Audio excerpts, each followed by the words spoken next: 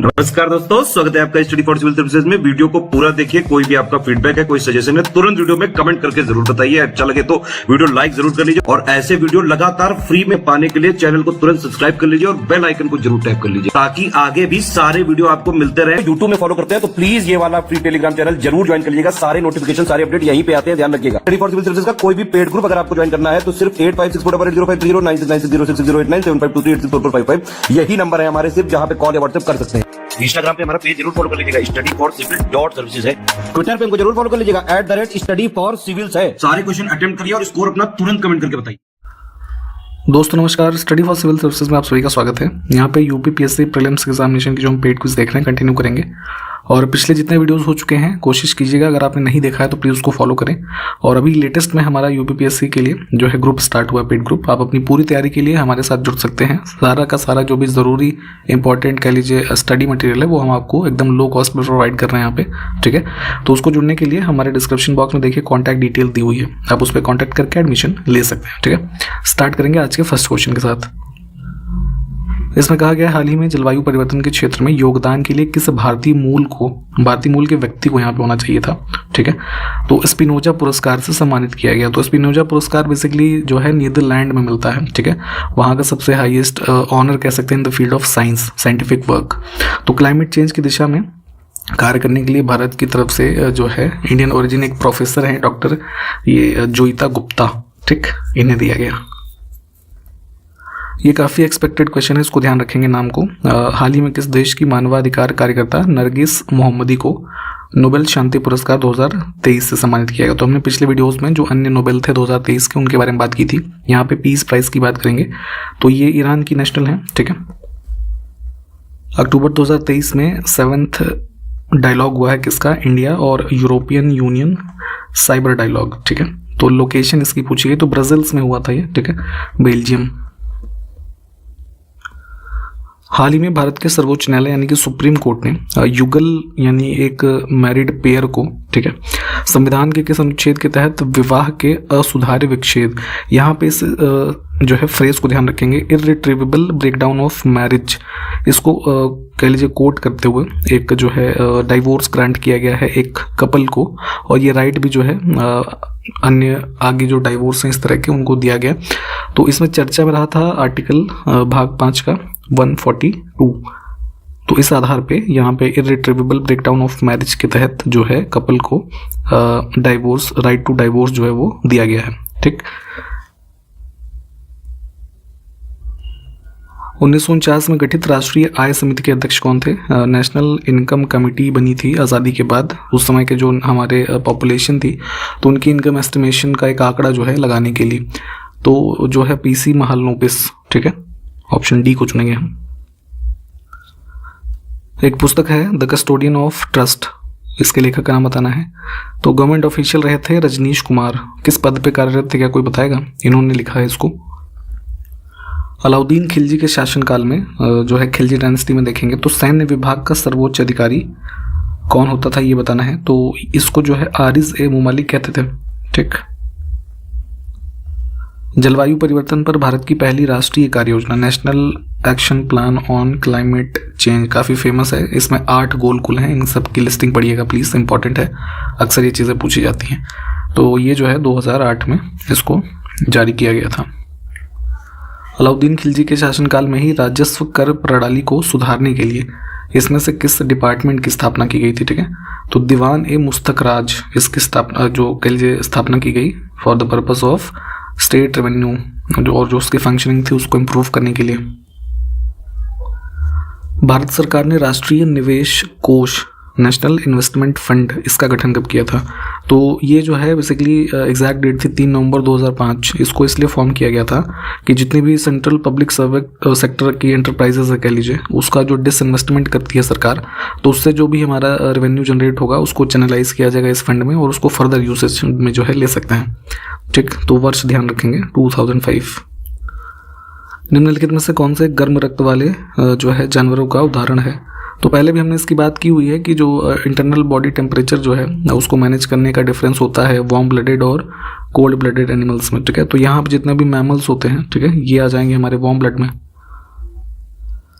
इसमें से जो विकल्प लिखे हुए हैं तो उसमें से किन तीन के समूह को वेद त्रयी कहा जाता है। ठीक, तो अथर्ववेद को ऐड कर दीजिए। बाकी जो अन्य हमारे तीन वेद बचते हैं, ऋग्वेद, सामवेद और यजुर्वेद, इनको कलेक्टिवली वेद त्रयी के नाम से जानते हैं। ठीक, a brief history of time, ठीक, ये पुस्तक किसने लिखी है?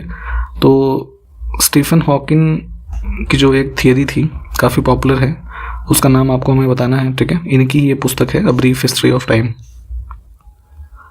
नेक्स्ट है दो अस्पा और सिंह अस्पा प्रथा किसने शुरू की थी? तो मुगल काल में देखेंगे जहांगीर के टाइम पीरियड पे जो नोबल्स थे इनके कोर्ट के, उनके लिए ये सिस्टम स्टार्ट किया गया था, जिसमें बेसिकली कह सकते हैं कि जो नोबल्स थे वो उनको अलाउ किया गया मेंटेन करने के लिए जो ट्रूप्स की संख्या थी उसको लार्ज कह लीजिए नंबर्स में, है ना, बिना उनकी जो जात की रैंकिंग होती थी उसको बढ़ाए हुए। ठीक है, तो यहाँ पे इन जो टर्म्स हैं जैसे जात क्या होता था और बाकी जैसे ये नोबल्स के बारे में क्या फीचर्स थे या ट्रूपर्स कैसे होते थे, इन सबको प्लीज़ थोड़ा डिटेल में पढ़िए। नेक्स्ट है ICAR ने भारतीय मृदा को कितने श्रेणियों में वर्गीकृत किया हुआ है? Indian council of agricultural research. तो देखिए 1953 में एक ऑल इंडिया सॉइल सर्वे कमेटी बनी थी, तो उसके माध्यम से भारत में जो टोटल हमारा कह लीजिए जो एरिया है, जोग्राफिकल एरिया, उसमें जितने भी प्रकार की मृदा हैं उसको 8 मेजर ग्रुप में बांटा गया। ठीक, वही यहाँ पे बताया गया है, जैसे जिसमें alluvial soil, black cotton soil, red laterite, mountainous, arid, saline, है ना, और जैसे ये मार्शी सॉइल्स। तो ये सारे जो है मुख्य 8 हमारे ग्रुप्स हैं। निम्नलिखित में से किसको तमिल भूमि की बाइबल कहा जाता है? ठीक है, तो साउथ इंडिया में देखेंगे तो काफ़ी लिटरेचर वाइज काफ़ी पॉपुलर रहा था एंशियंट टाइम से ही। ठीक है, तो यहाँ पे एक कह लीजिए व्यक्ति थे, वल्लुआर करके नाम था उनका। ठीक है, वल्लुआर या फिर थिरुवल्लुआर भी कहते थे उनको। तो उनके द्वारा लिखा गया था ये कुरल, तो ये जो है इसको बाइबल माना जाता है। जैसे क्रिश्चियंस के लिए बाइबल काफ़ी पॉपुलर पुस्तक मानी जाती है ना, तो वैसे ही तमिलनाडु का बाइबल कहा जाता है कुरल को। ठीक है, जिसमें मतलब जैसे मंत्र होते हैं जैसे जो आप इस संस्कृत के टेक्स्ट में पढ़ते हैं, तो वैसे ही इस पुस्तक में जो बताया जाता है कि लगभग 1300 प्लस कुरल हैं। ठीक है, कुरल का मतलब वही मंत्र से जो है आप समझ सकते हैं कि मंत्रों के समरूप इस प्रकार की रचनाएं इसमें की गई हैं। ठीक, बी विकल्प। हमारा जो सबसे ओल्डेस्ट वेद है ऋग्वेद। ठीक है, तो इसका पहला मंत्र किस देवता की स्तुति से या उनकी आराधना करते हुए प्रारंभ होता है? तो जो फर्स्ट मंत्र है दैट इज डेडिकेटेड टू अग्नि, है ना, ऑप्शन बी। अग्नि कौन है? द कह लीजिए गॉड ऑफ फायर।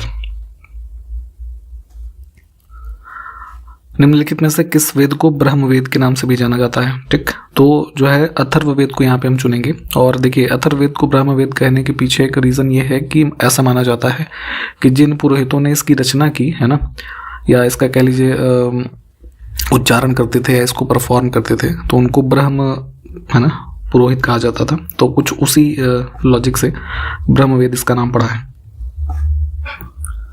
एक और एंशियंट टेक्स्ट है नारद स्मृति। तो इसमें जो उल्लिखित है स्वर्ण मुद्राओं के बारे में जानकारी, उनके लिए किस शब्द का प्रयोग किया गया है? तो जैसे पहले भी हमने बता रखा है आपको कि गुप्ता पीरियड के बारे में आप पढ़ेंगे, तो गुप्ता पीरियड के जो गोल्ड कॉइन्स होते थे उनको दीनार कहा जाता था। ठीक है, तो दीनार शब्द का ही प्रयोग यहाँ पे नारद स्मृति में भी स्वर्ण जो मुद्राएं हैं उनके लिए किया गया है। अगला है शशगनी नामक चांदी का सिक्का किसने चलवाया था? ठीक, तो ये ध्यान रखेंगे चांदी का था। तो सल्तनत टाइम पीरियड में फिरोज शाह तुगलक ने इसको चलवाया था। ठीक, और उसी समय जैसे इल्तुतमिश के टाइम पे जो जीतल चला था ना, तो 6 जीतल या कह सकते हैं 6 जीतल के बराबर होता था एक शशगनी सिक्का। ठीक, ध्यान रखेंगे।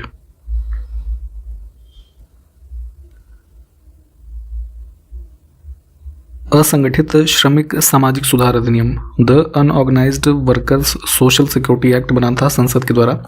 तो अधिनियम पारित हुआ था 2008 में और लागू है 2009 से। ठीक,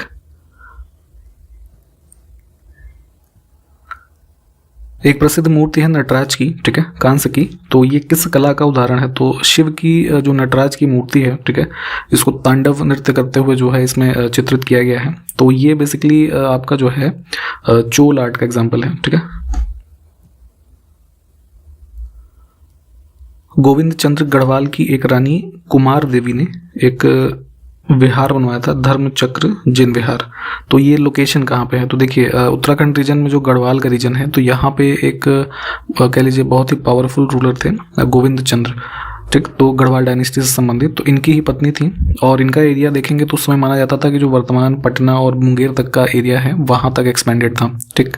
तो उसी क्रम में यहाँ पे जो बुद्धिस्ट मॉन्क्स होते थे उनके कह लीजिए रुकने के लिए जो विहार बनाते थे ना, जैसे दो चीज़ हमने पहले बता रखी हैं, चैत्य और विहार। तो उसी क्रम में यहाँ पे जो धर्मचक्र विहार बनवाया इन्होंने, तो इसकी लोकेशन थी यहाँ जो है ऑप्शन डी सारनाथ में, ठीक है। तो ध्यान रखेंगे इसे। रिसेंटली आरबीआई में एक अपॉइंटमेंट हुई है एग्जीक्यूटिव डायरेक्टर के पोस्ट पे, ठीक है। तो वही पूछा गया है कि अक्टूबर 2023 में किसको कार्यकारी निदेशक नियुक्त किया गया है रिजर्व बैंक ऑफ इंडिया में। तो इनका नाम है मुनीश कपूर, है ना, कुछ ऐसा प्रोनाउंसिएशन है, तो ध्यान रखेंगे। नेक्स्ट है 12 से 14 अक्टूबर 2023 तक 50वां भारत अंतर्राष्ट्रीय नेट मेला। नेट क्या होता है? जैसे बुनाई होता है ना, तो हम उसको इंग्लिश में यहाँ पे लिखते हैं ना नेट, तो वही एक फेयर ऑर्गेनाइज होता है ये। तो इस बार जो 50th एडिशन है इंडियन इंटरनेशनल नेट फेयर, ये होगा तमिलनाडु में। 7 से 8 अक्टूबर 2023 के मध्य नीव लिटरेचर फेस्टिवल ऑर्गेनाइज कहाँ पर किया गया था, ये बताना है। तो बेसिकली जो बच्चों से संबंधित लिटरेचर है, ठीक है, या टेक्स्ट हैं कुछ, उससे संबंधित एक इंस्टीट्यूशन है नीव एकेडमी, उन्होंने इसका कह लीजिए फाउंडेशन भी किया था और ये लिटरेचर फेस्टिवल ये ऑर्गेनाइज भी करते हैं, ठीक। तो जो है भारत के ही कर्नाटका में हुआ, बेंगलुरु में। नेक्स्ट है हाल ही में 2023 का लिटरेचर का यानी साहित्य का नोबेल भी दिया गया, और ये लेखक हैं जॉन फॉसे। तो किस देश के हैं ये बताना है। तो नॉर्वे के काफ़ी फेमस राइटर हैं, ठीक। नेक्स्ट है हाल ही में किसको 2023 के लिए Tata literature life time achievement award दिया गया। तो टाटा समूह का एक प्रेस्टिजियस अवार्ड है, और भारत की कह लीजिए एक तमिल राइटर हैं, ठीक, CS लक्ष्मी, इनको दिया गया है। दुनिया की सबसे लंबी द्वि लेन की सुरंग जो है, मतलब 2 रोड्स वाली होगी, इसका नाम है सेला सुरंग, ठीक है। तो इसका निर्माण कहाँ पर हो रहा है? तो अरुणाचल प्रदेश के तवांग डिस्ट्रिक्ट में कंस्ट्रक्ट किया जा रहा है ये बॉर्डर रोड ऑर्गेनाइजेशन के द्वारा, लगभग 13,000 प्लस फीट की ऊंचाई पर, ठीक है, ध्यान रखेंगे। हाल ही में कौन सा देश लगातार तीसरी बार Asia Pacific Institute for Broadcasting Development इसके लिए अध्यक्ष चुना गया है? तो 2 बार से मतलब लगातार इंडिया ही था, तीसरी बार इसका चुनाव हुआ है, ऑप्शन बी। हाल ही में प्रधानमंत्री मोदी ने किस शहर में दिव्यांगजनों के लिए देश के पहले हाईटेक स्पोर्ट्स ट्रेनिंग सेंटर का उद्घाटन किया है? तो ध्यान रखेंगे डिसेबल पर्सन हमारे जो हैं उनके लिए एक हाई टेक्नोलॉजी से इक्विप्ड स्पोर्ट ट्रेनिंग सेंटर जो है इसको इनॉग्रेट किया गया था गांधी जयंती के अवसर पर ग्वालियर में, है ना, ग्वालियर मध्य प्रदेश। हाल ही में अरुणाचल प्रदेश के किस उत्पाद को GI टैग प्राप्त हुआ है? ठीक है, तो GI टैग के बारे में हम देखते हैं जोग्राफिकल इंडिकेशंस के बारे में। इसके अन्य प्रावधान जो होते हैं लीगल वो सब पढ़िएगा। प्रोडक्ट जो मिले हैं अरुणाचल प्रदेश के लिए अभी रिसेंटली, तो इसमें हिमालयन रीजन में याक एक जीव होता है ना, आपने देखा होगा बैल के तरीके, उससे बड़ा ही होता है। तो याक की एक वेराइटी से प्राप्त हुआ जो उसका दूध है ना, उससे बनता है याक चुरपी, एक प्रकार का मिल्क प्रोडक्ट कह सकते हैं इसको। ठीक, तो इसको मिला है। दूसरा खमती राइस, एक प्रकार का राइस का वैरायटी है। और टेक्सटाइल एक है तांगसा, है ना, तो इन तीनों को ही दिया गया है। नेक्स्ट है 28 नवंबर से 1 दिसंबर 2023 तक उत्तराखंड के देहरादून में आयोजित होने वाले 6ठे विश्व आपदा प्रबंधन सम्मेलन का ब्रांड एम्बेसडर किसको बनाया गया है? ठीक, तो 6th एडिशन है, ध्यान रखना है हमारा डिजास्टर मैनेजमेंट कॉन्फ्रेंस का, और इसके लिए अमिताभ बच्चन जी को जो है चुना गया है ब्रांड एम्बेसडर। नेक्स्ट है शोला फॉरेस्ट का संबंध यहाँ पे किससे है? तो वेस्टर्न घाट में आप देखते हैं यहाँ पर जो हमारे माउंटेन्स हैं उनको क्लासिफाई किया जाता है शोला फॉरेस्ट के रूप में। ठीक, तो दक्षिण प्रायद्वीपीय पहाड़ी मुख्य रूप से इसमें चुनेंगे हम, ऑप्शन फर्स्ट। नेक्स्ट है जो सॉल्ट जिन वाटर्स में ज़्यादा होता है, लवणीय जल में उगने वाले पौधे क्या कहलाते हैं? Plants that grow in saline water, तो ये होते हैं halophytes. The idea of justice पुस्तक के लेखक इसमें से कौन है? तो भारत के एक फेमस इकोनॉमिस्ट हैं अमर्त्य सेन, इनकी पुस्तक है, ऑप्शन डी। एवरग्रीन फॉरेस्ट जो है सदाबहार वन यहाँ पे किस क्षेत्र में पाए जाते हैं भारत में? तो साउथ इंडिया में ही मोस्टली, कर्नाटक, केरला है ना, वेस्टर्न घाट कह सकते हैं। नेक्स्ट है भारत में बाढ़ नियंत्रण के लिए राष्ट्रीय बाढ़ नियंत्रण जो कार्यक्रम है किस वर्ष में लॉन्च किया गया? नेशनल फ्लड कंट्रोल प्रोग्राम, तो 1954 में। अगला है कालपोंग जल विद्युत परियोजना, इसमें से कहाँ पर स्थित है? तो अंडमान निकोबार का जो है सबसे बड़ा कह लीजिए डैम प्रोजेक्ट है और कालपोंग रिवर से ही संबंधित है ये, ठीक। नेक्स्ट है फलों के रस को सुरक्षित रखने के लिए निम्नलिखित में से किसका उपयोग किया जाता है? तो जो है इसका बेंजोइक एसिड का एक सॉल्ट होता है, सोडियम बेंजोएट कह सकते हैं हम, ठीक है। इसको यूज़ करते हैं, जैसे ये फ्रूट जूस वगैरह नहीं आते हैं टेट्रा पैक वगैरह में, तो उसमें जो है इसको एक तरीके से यूज़ करते हैं एज प्रिजर्वेटिव, जो कि बैक्टीरिया और फंगाई वगैरह की ग्रोथ को रोकता है, ठीक। गीत गोविंद एक प्रमुख पुस्तक है, उसके जो है गीतकार कौन है, लेखक कौन है? जयदेव। तो किसकी सभा को अलंकृत करते थे ये? तो बेसिकली जो है ये एसोसिएटेड थे लक्ष्मण सेन के जो है दरबार से। महान जैन विद्वान हेमचंद्र किसकी सभा को अलंकृत करते थे यहाँ पर? अब ये बताना है, ठीक। तो ये भी एक पॉपुलर थे और इसमें देखेंगे तो उसमें कुमारपाल से संबंधित थे। औद्योगिक मलबे से सर्वाधिक रासायनिक प्रदूषण होता है, ठीक। तो इसमें से किस जो इंडस्ट्री है उससे जो मलबा उत्पन्न होता है कह लीजिए, उससे मैक्सिमम केमिकल पोल्यूशन होता है? तो ये लेदर इंडस्ट्री, ठीक है। गुर्जर प्रतिहार शासकों में से किसकी उपाधि आदि वाराह थी? टाइटल्स अक्सर पूछ लिए जाते हैं, किस शासक से संबंधित कौन सी टाइटल थी? तो मिहिर भोज जो है इनकी टाइटल थी आदि वाराह। और किस डायनेस्टी से संबंधित शासक हैं ये? गुर्जर प्रतिहार। अगला है नरम दल और गरम दल के रूप में राष्ट्रीय कांग्रेस जो थी उसका विभाजन किस अधिवेशन में हुआ था? तो एक्सट्रीमिस्ट और मॉडरेट है ना, दो वर्ग बन गए थे 1907 में। और ये सेशन कहाँ पे हुआ था? सूरत। भारतीय विश्व विज्ञान अनुसंधान संस्थान कहाँ पर स्थित है? Indian institute of toxicology. तो ये उत्तर प्रदेश में ही है, लखनऊ में। अगला है टोटो जनजाति का जो संबंध है किस राज्य से है? तो जो है इसमें जलपाईगुड़ी रीजन में देखेंगे, वेस्ट बंगाल में, ठीक है। यहाँ पे इनका मुख्य रूप से निवास स्थान है। देखिए 19th एशियन गेम्स जो होंगजाओ चाइना में कंक्लूड हुए, तो उसमें भारतीय पुरुष क्रिकेट टीम ने भी जो है पार्टिसिपेट किया था और यहाँ पर जो है इसमें मेडल इन्होंने जीता था, गोल्ड मेडल, ठीक। हाल ही में राजस्थान के मुख्यमंत्री अशोक गहलोत ने 3 और नए जिले बनाने की घोषणा की है, यानी कि राजस्थान राज्य में 3 और नए जिले बनाएंगे जो एग्जिस्टिंग जिले हैं उनकी बाउंड्रीज को है ना सेपरेट करते हुए, ठीक।